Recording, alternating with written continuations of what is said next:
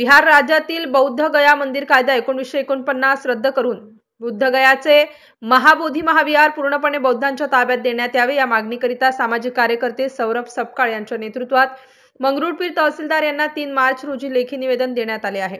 बिहार राज्यातील बुद्धगया महाबोधी महाविहार बुद्धाच्या ताब्यात देण्याकरिता दिनांक 12 फेब्रुवारी पासून देश विदेशातील बौद्ध भिक्खू व बौद्ध अनुयायींच्या आंदोलन सुरू आहे। बौद्ध गया मंदिर कायदा 1951 तात्काळ रद्द करून ब्राह्मणी व्यवस्थापन असलेल्या व्यवस्थेचा विरोध करण्यात येत आहे।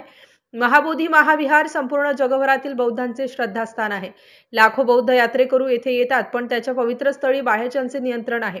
बौद्धांनीच त्यांच्या धर्मस्थळाचे संरक्षण आणि व्यवस्थापन करणे स्वाभाविक आहे, असा उल्लेख दिलेल्या निवेदनात करण्यात आला आहे। या संदर्भात भारत सरकारने त्वरित निर्णय न घेतल्यास आणखी आंदोलन तीव्र करण्याचा इशारा या निवेदनातून देण्यात आला आहे।